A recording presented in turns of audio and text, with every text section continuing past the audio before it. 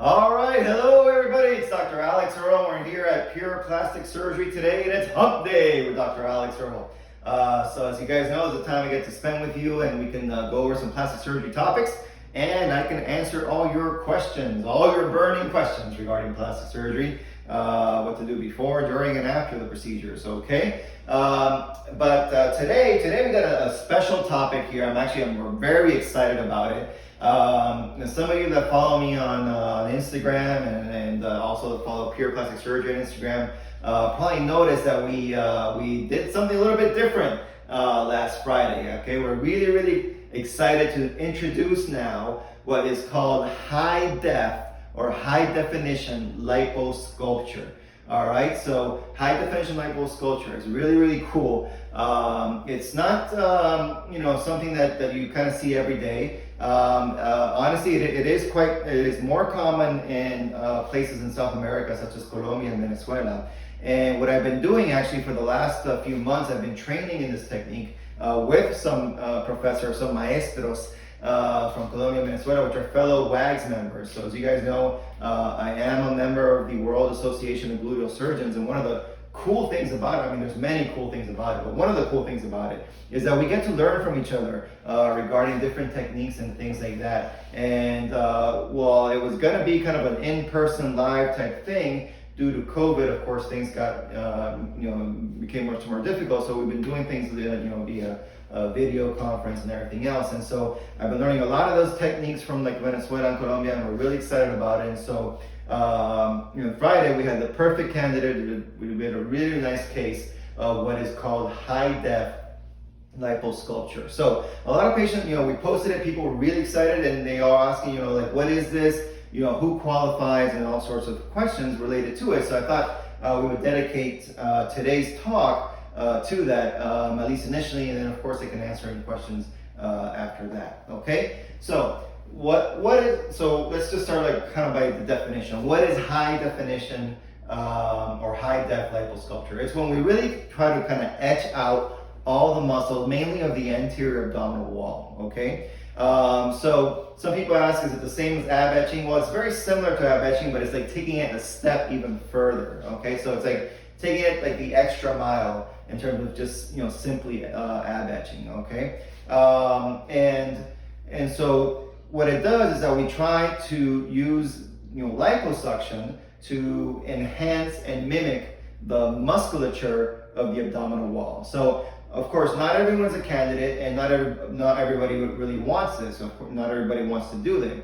This is for someone that's really looking for that kind of athletic look. Like you want to have that athletic look, and of course, you have to start off with a pretty good base, with a pretty good foundation in order to do this. So people are asking, kind of what is the ideal BMI? And of course, BMI is a rough number. But the ideal BMI is definitely going to be on the lower side. It's going to be like a BMI of about 24 or less. Okay, so those are the ideal candidates. Those that have about a BMI of 24 or less, and that they're seeking to have this kind of very athletic look. So before we delve into that, let's kind of just look into some anatomy. So of course, the anatomy of men and women, is similar, but not exactly the same. And so the way that you do high def lipo-sculpture for men and for women is different. Okay. So just looking at some of the kind of the musculature here of the abdominal wall, this is obviously a female. As you can see, these two muscles that kind of come down into here, those are called the rectus muscles. Okay, and even though women also have what are called tendinous insertions, so the things that go across the rectus muscle that make it look like a six-pack, in general, most women, even athletic women, you don't see like the little squares that define the six-pack. So it's actually a much more kind of a feminine look. It's still an athletic look, but a much more of a feminine look where you just kind of see the rectus, but you don't see the little squares. And that's going to be different than men. But the underlying musculature is very similar. But the other thing that kind of makes a high def lipo-sculpture stand out as opposed to just a regular lipo or even just simply ab etching is when you're trying to mark out this muscle here. All right, this muscle here is called the external oblique. Okay. And so when you do the high def, you kind of want to mark out that external oblique, okay? And of course, there's several exercises that you can focus on to kind of make those pop out. but we can do that with the liposuction as well. Okay, now the reason why that's important is because it does give you that very athletic look.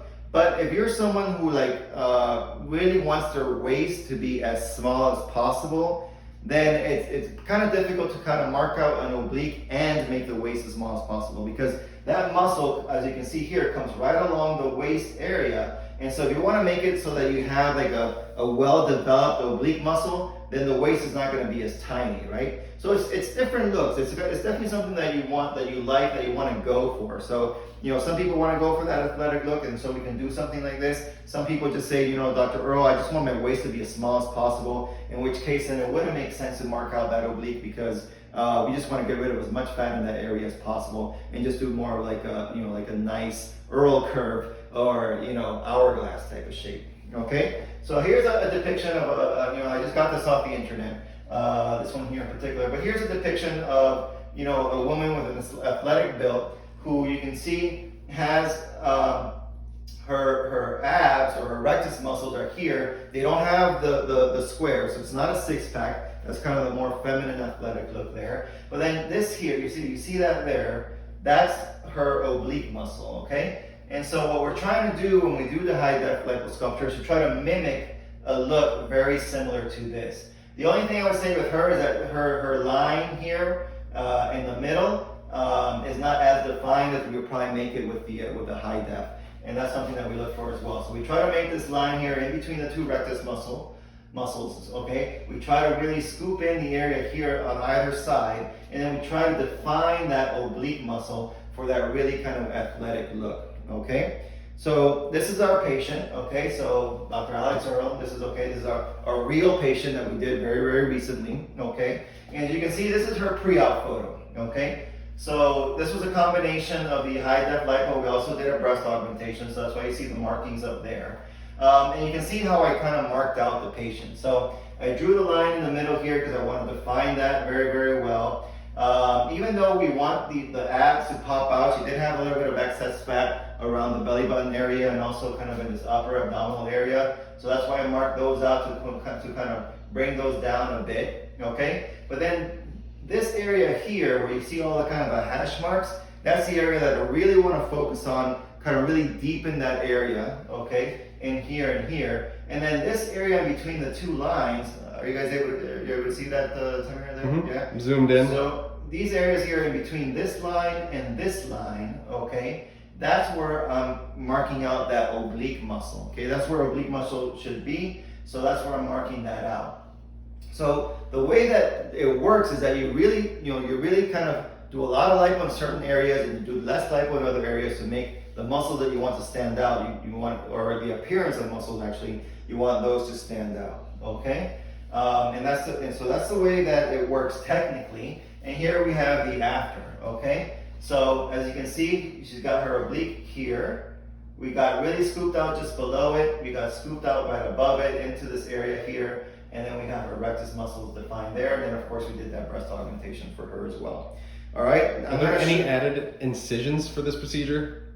I'm sorry? Are there any added incisions for this procedure? For this lipo? Yeah, for women, actually, that's a great question. So for women, there typically is not any added incisions. They're placed a little bit lower and a little bit closer together. So we always place the one inside the belly button, and then there's always 3 down here, but we're placing like pretty low. Okay, so they're definitely gonna be below the swimsuit line. Okay, and we place them a bit closer together. So it's gonna be like 1, 2, 3 down here, so that we can get all the angles that we need. If we're not doing the lipo-sculpture and all that, sometimes we place these 2 bottom ones a little bit further apart. You always have the one in the middle here, but it's still 4 incisions, okay, for women, and that would be similarly no matter what type of lipo you're doing, unless of course you have those women that have long torsos or a lot of fat up here, where you may put some extra incisions above the breast, okay? All right, so here's a little video. See if you guys can see there. So again, scooped out here, oblique marked out there, her rectus muscles marked out there, okay? And she had her breast augmentation. Let's do another video here, a couple different angles. Again, you can see that there. So she went from She went into like a very, very muscular looking abdomen right there.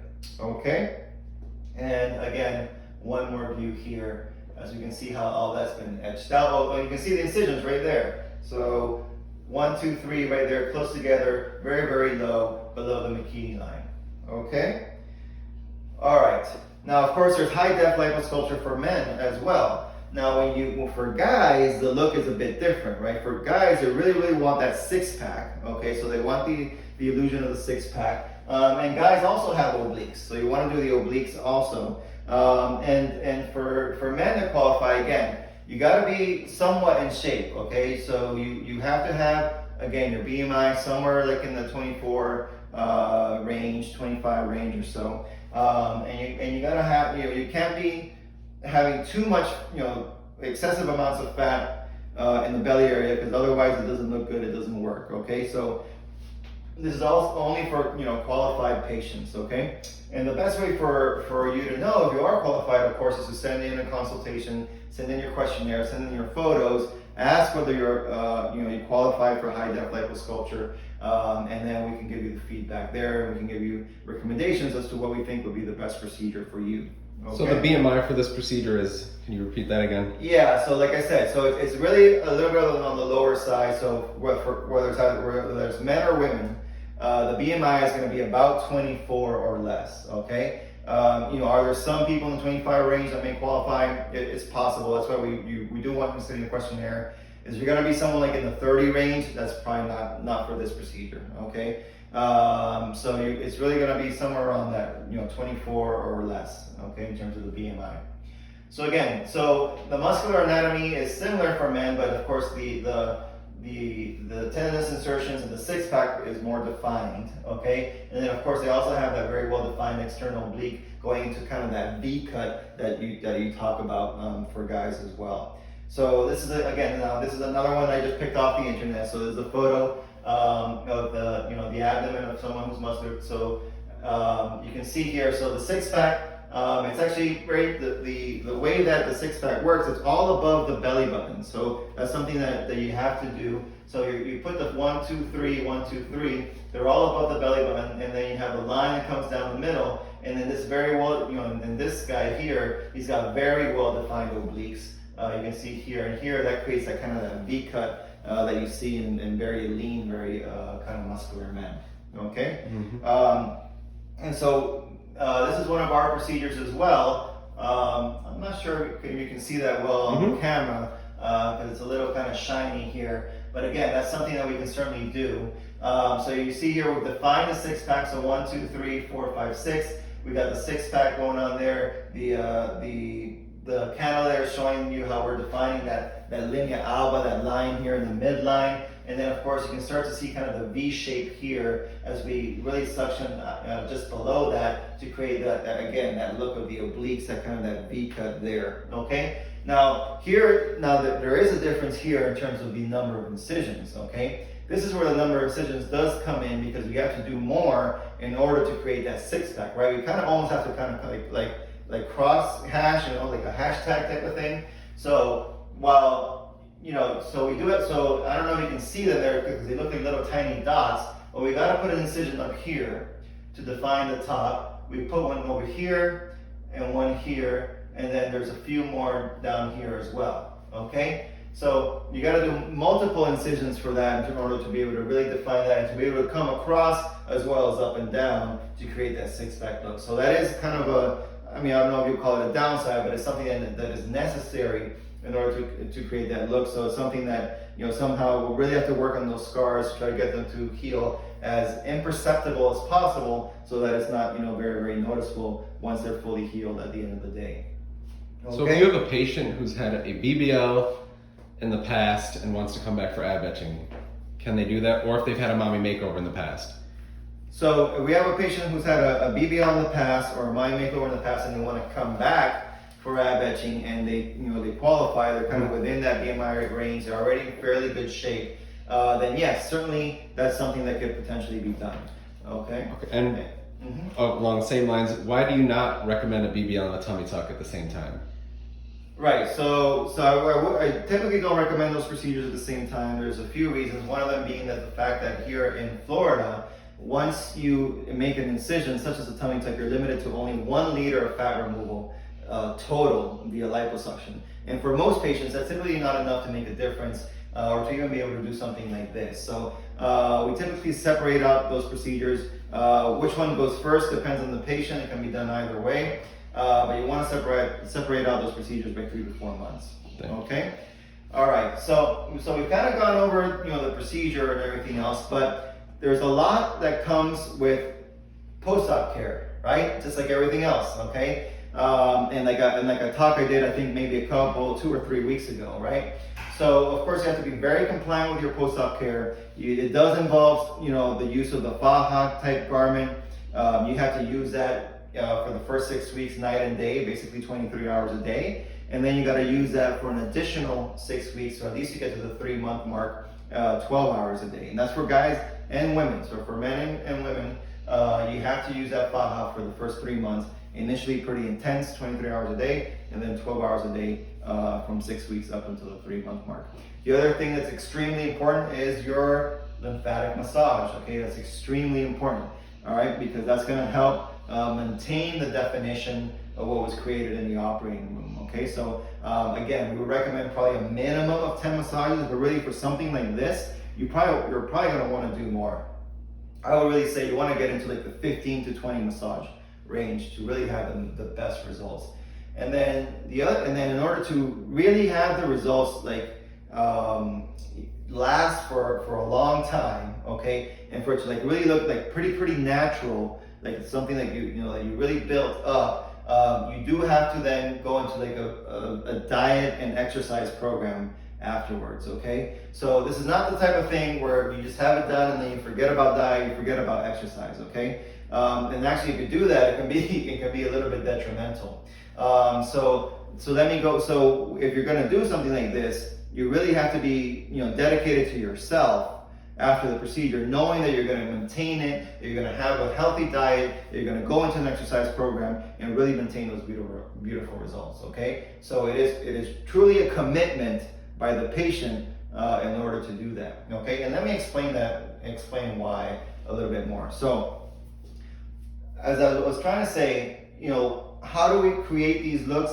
Well, we have to leave a little bit more fat in certain areas, and we have to remove and be aggressive with fat removal in other areas. Okay, so at the end of the day, yes, you are leaving a little bit more fat. So again, this is where proper patient desires and patient selection take place. So if a patient is like, I want you to get rid of all the fat, get rid of all the fat, then of course we wouldn't be able to do this, because there are certain areas where we have to leave a little bit of fat in order to create those that contrast. Okay, so in the areas that kind of pop out a bit more, you leave a little bit of fat. So for example, the abs and the obliques, and in the areas in between there, you're really aggressive with fat removal. Okay, some people use special type of liposuction tools, such as like a Vaser or a laser lipo to do this, or sometimes J-plasma. It can also be done just simply with a micro air. That's the way we are doing it here now. So we use the power assisted liposuction with the micro air. Okay, and then you can do that as well. But you have to maintain your results, because if for whatever reason you start eating, all right, and you forget about exercise and you start gaining some pounds, guess what happens? You're gonna gain fat. You're gonna gain fat in the areas where the fat was left behind, not so much in the other areas, and then things are gonna look all off and distorted.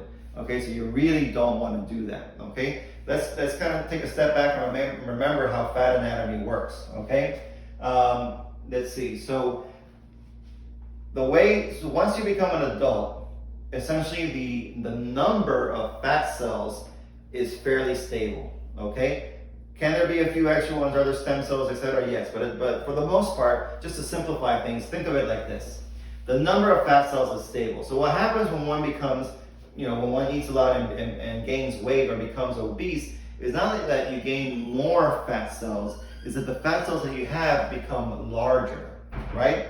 So if you remove fat cells from a certain area, then you have permanently removed the number of fat cells from that area. And if you leave fat cells behind in a certain area, then you're leaving those fat cells behind.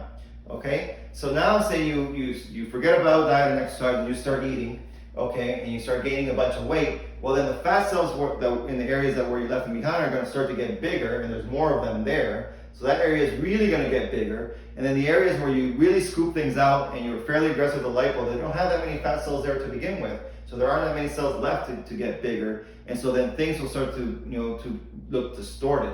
And you really don't want that, okay? That's for the same reason why, after liposuction, if you gain weight, you may gain weight in different areas. Say, before lipo, you used to gain weight in the belly area. And then after lipo, you feel like, well, now I'm gaining weight, but I'm gaining weight in my arms and my thighs, right? Or the place where we all hate to gain weight, which is where I have most of my weight, is what's called the visceral fat, right? That's the fat that's deep within the organs. That's the fat that unfortunately we can't do anything about, right? There's no plastic surgery procedure that gets rid of visceral fat, because that's the fat that's where the stomach is, the intestines are, the liver, etc. That's the fat that is. Let's see if I can pull that up here for a second. Right.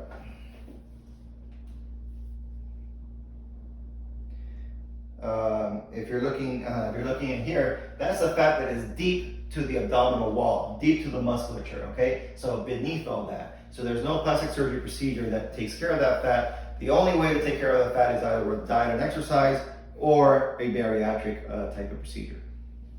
Okay. For a patient-specific question that you might have ran into in your history, is it normal for the lipo incisions to be indented when you press down above the hole? It gets deeper. Does this go away? Does this go away with time? When you press down above the hole, does it get deeper? I'm not sure. I mean, I think potentially that could happen. But sounds like it's the opposite of a keloid. It's like going inverted. Yeah, inverted. Okay. I mean, potentially that could happen. I don't think it happens very, very often. But it's something that you can keep an eye on. Definitely massage the area and see how it kind of progresses over time. For lymphatic massages that are outside Miami, do you have any recommendations for anywhere else in Florida? So I don't know personally, people outside of Miami, but Coraito, who's here with us, she does. It's actually very, very helpful. So she's connected with a lot of people in multiple different states. And so when you come here and you have your massage with Coraito, before you go home, you can always ask her, who she recommends in your hometown. And for most places, most states, she actually knows someone out there that could help you out. So she's a great resource. So I would really use her, for your massages while you're here, and also for contacts for massages while you're back home. I know you covered this earlier, but one more time, can you go over the liposuction incisions, and just a few people want to know if they're concealed or where they're hidden? Well, yeah. So let's see if we can go back to. There was one of the videos there that actually showed them. So let's see here. Or actually, this photo shows them. Let's see. Can I see them? Pause the video there and go back? Okay. So you see them right here? Mm-hmm. Okay. So those are the 3 incisions, and then there's one in the belly button. Okay. And then if we go back to the photo, you can see them here, 1, 2, 3, and then the belly button. Okay. And they're below the bikini line. Okay. So they're quite low, basically in the hair-bearing area, below the bikini line. So very, very easy to hide right in here. And the one in the belly button is inside the belly button, pretty much imperceptible. So for women, it's very easy to hide, and really no one needs to know. Now for guys, like I was saying, it's a bit tougher because we do have to have those small incisions, so we can do a 6-pack, and so those are a little bit more kind of right out in front, 1, 2, and 3, as we create that 6-pack look. So those, of course, we try to use a very, very small cannula, a tiny, tiny hole. I mean, it's going to leave like a very, very small mark, and we really work on those with post-op care using silicone-based patches and creams to try to make those as imperceptible as possible down the line. So we know that you use ultrasound with all your fat transfer procedures. So why will you not use that with transferring fat to the breasts? Well, to begin with, I don't transfer fat to the breast. Okay, that's not really a procedure that I do. I don't like to do fat transfer to the breast, and the reason is because well, actually, there's a few reasons. So one of them is when you do fat transfer to the breast, you can't really change the breast size very, very much. So it's very limited as to how much fat you can transfer to the breast without having an issue. Reason for that is because the blood supply to the breast tissue is not as robust as the blood supply to the buttock. Okay, and so the chances of fat necrosis, if you try to do too much, are higher. The problem also then becomes, what happens if you do get fat necrosis? Well, if you get fat necrosis in the breast, it feels like a lump, right? And that could be very concerning for the patient because she can think maybe it's breast cancer. And then she has to go see her doctor, they have to do their mammograms, ultrasounds, potentially get a biopsy to make sure that it's just fat necrosis, not breast cancer, and can be very, can cause a lot of anxiety for the patient, okay? So that's another reason why I shy away from it as well. And then the third reason is you can't really alter the shape of the breast with fat transfer, okay? So definitely not in the same way that you can with an implant. So it's, say for example, you have a tuberous breast, there's no way of fixing that with fat transfer. You just can't do it. You have to use an implant to be able to change the shape of the breast, okay? So for all those reasons, I really don't do fat transfer to the breast. I use implants. Now, say if I did do fat transfer to the breast, why wouldn't I use an ultrasound? Because there's no danger. Why do we use the ultrasound in the buttock? The reason we use the ultrasound in the buttock is because we want to know where the tip of the cannula is to make sure that you're not into or deep to the muscle and that you're away from the very large superior and inferior gluteal vessels. Because if you hit one of those vessels, specifically, and usually it's the vein, then if you tear that vein, fat gets into that vein and very quickly goes into your system, into your venous blood supply system, and then from there gets directly into the lungs, and that causes a fat embolus, and then the patient is not unable to breathe and is in a very serious condition or potentially dies, okay? So that's the reason why we're doing that. You don't have big, extremely large veins with direct access to the lungs from the breast. You don't do that. So you just don't. It's not as necessary in the breast if you were to do a fat transfer to the breast, which again I don't do. So is this procedure just outlining the six pack to appear that or is it actually? Are you actually taking out all the fat so the muscles are present? No. So that's the key difference. That's why I'm saying it's so important to maintain things afterwards. You're outlining the muscles, okay? So you're actually leaving a little bit of extra fat in the middle of the square of the six pack and really outlining the lines across there, okay, to simulate the tendinous insertions that go across the rectus muscle, okay? But you're not creating muscle, okay? And you are leaving, you're specifically leaving a little bit of fat behind over each of these areas and really scooping it out along these areas. Perfect. To create that illusion, okay? It is an illusion, okay? But it looks, you have to maintain it, because if you then, like I was saying, if you then don't do your diet and exercise program and you just start gaining weight, then all those little squares are going to become very, very large, and it's going to look all distorted. It's not a good look, okay? So when you do something like high-def lipo-sculpture, it's a commitment, okay? It's something you have to make sure that you really stay in shape afterwards to really have that terrific, that really, really great look. So if you have a patient that needs a fat transfer but doesn't want a full BBL, they just want to fix certain areas, like let's say hip dips, can you do that? Yeah, we can do that, but it's basically a BBL in the sense of, the way that we're quoting it and the way that and everything else, because you're doing your 360 lipo and fat transfer. So there's not like a mini BBL type option. So it's kind of like being pregnant, right? You're either pregnant or not pregnant. So but there's not really something in between. Can you do body type when you do lipo? Yeah, so we can certainly do body type when you do lipo. And we can add, the different areas. The most common areas, the ones that we've had the most success with, are the arms and the chin. I think for the chin, it's absolutely great. Actually, right now, I probably wouldn't recommend doing chin lipo without it. So I would definitely add the face type to any of the any chin lipo add-on. But sure, we can do body tight to the arms, the abdomen, the thighs, any of those areas you can add body tight to. My surgery is 125/21. Congratulations, with Dr. Earle. Of course, I would like to know if nausea is a problem after surgery, and if Zofran is available through my IV post-op. Yeah. Okay. So a lot of patients do get what's called a PONV, for post-operative nausea and vomiting. Okay, and it happens. It typically is due to all the medications that has to be given during the general anesthetic.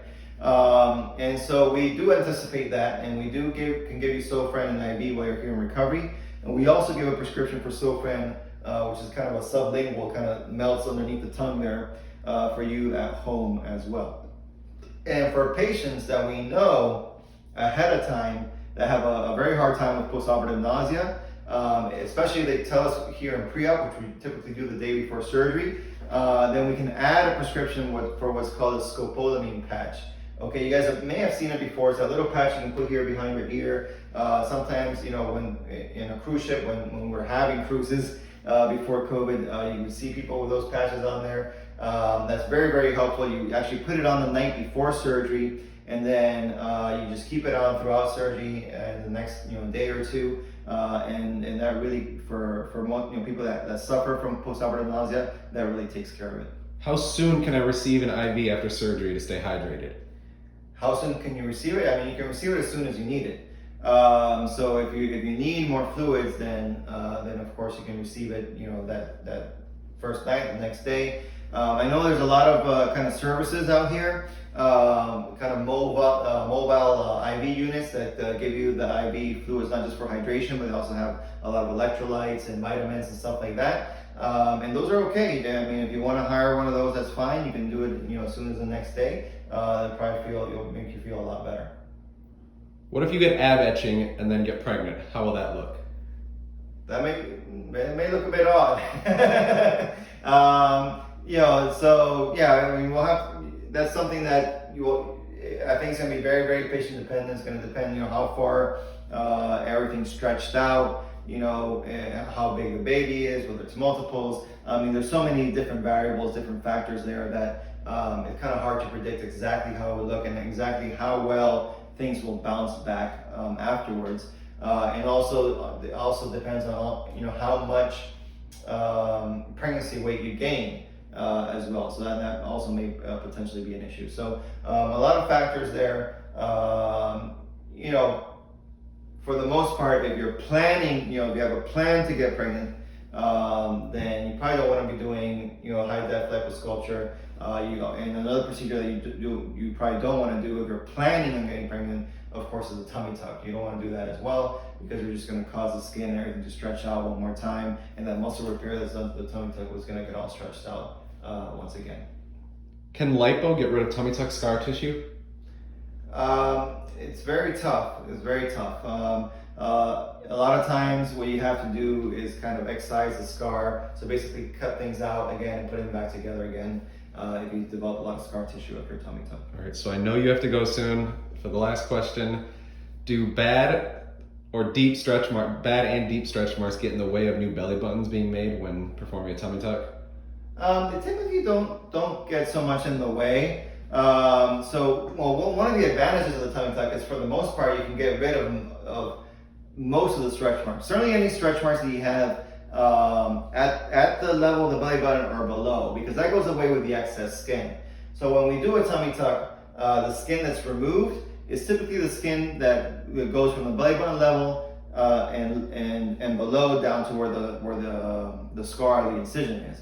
The scar, the incision for most women is going to be, pretty much at the level of where a C-section scar would be. So all that skin will be gone, and all those stretch marks in that skin will be gone. And then you stretch the remainder of the skin down, and then you do have to create a new opening for the belly button to come out. And typically in most patients, there's no longer any stretch marks in that area because they've all been either removed or stretched all the way down. So it's usually not an issue.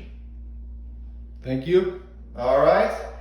Okay, everybody. So I hope that was helpful. We learned some anatomy. We learned about high definition lipo-sculpture. It's something that we have available here at Pure now for the qualified candidate. like I said, so not everyone qualifies, but if you do, you're gonna look really, really awesome, okay? So give us a call. All right, everybody, so that is it for today, but I will see you all next week for Hump Day with Dr. Alex Earle. Ciao.